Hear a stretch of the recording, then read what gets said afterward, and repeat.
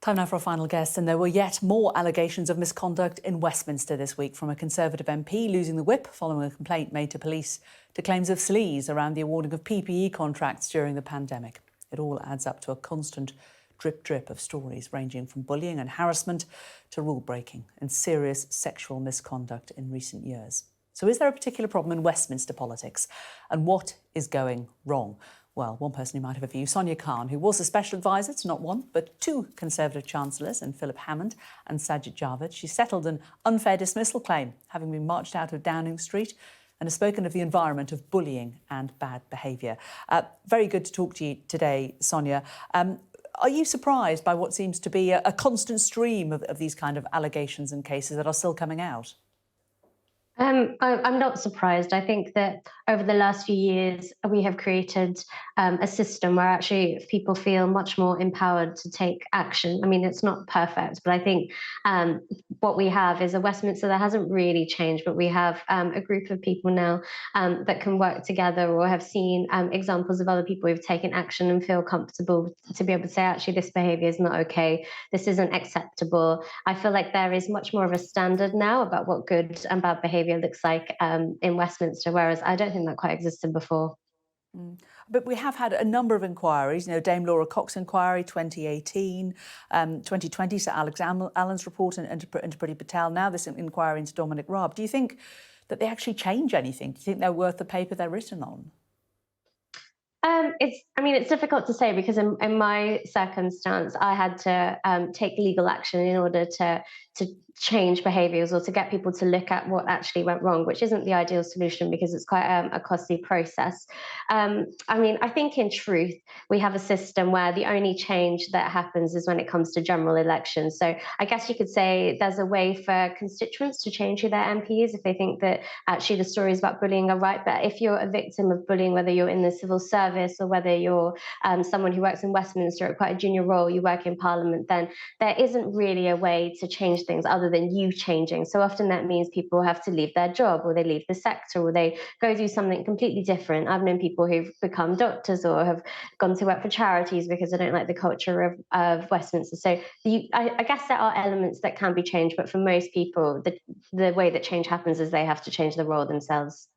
And we've seen, of course, a number of politicians, male and female, saying that they're not going to stand again in this current election, but quite a lot of them relatively young female MPs. Do you think political culture could have played a part in that? I do, and I think that the scrutiny that many female MPs have is far greater than male MPs. We've seen people's romantic lives being dissected in newspapers. We've seen some of their sort of fashion choices dissected. And I feel like for a lot of them, it must come to the point where they decide that they don't want that anymore. So I can totally understand that. And I can also see why politics perhaps doesn't always feel very rewarding in this current environment, and how maybe they can affect change in perhaps slightly different roles. There will be some, though, that will say, look, politics, like lots of jobs, is a high-pressure environment. There are going to be big egos, there are going to be long hours, people are going to be exhausted, strong personalities. It's all part of the job. If you want to work in that environment, you just have to toughen up a bit. There is that sense, and I would argue you can have that in so many careers. You can have that in law, you can have that in medicine, but the biggest difference between those careers and politics is that it isn't meritocratic. So you can be the smartest person, you could have dedicated your life to public service for 40 or 50 years, but that's not necessarily what's going to help you succeed. It's very, very reputation heavy, and I think that's where the frustration can come from a lot of people. So it's much more about, do you know the right person? Are you in favour with the right person? Do your actions sort of work for the current government? And I can see why that element of the job perhaps isn't very attractive. And I think that's perhaps the distinction to make between other careers, that you can succeed just by working hard, whereas in politics, there's a bit more of a game to be played. So it seems that you're suggesting it's riddled with cronyism. I think that it won't come as a surprise to anyone to find that where it's very much based on kind of who you know rather than what you know. You do need a base level of probably intelligence to be able to get on, especially with scrutiny that comes through select committees and whatever. But primarily it's, have you voted the right way? Do you know the right people? So it's who you know rather than what you know. There is still no independent advisor on ethics. Liz Truss said that she knew what ethics were and she didn't need one. Do you think that there should be somebody in place in that role and soon? I don't think that an advisor on ethics is going to fix the system that we have. I think it's much more structural than that. I think I've said before that there are always people at the bottom in politics, and I don't think you can change that. But you do need to look at how do you create a system that encourages those people to speak up and does it in a way that makes them feel very protected. So I'm talking about lots of the PAs, secretaries, kind of the people who bear the brunt of bad behaviour often.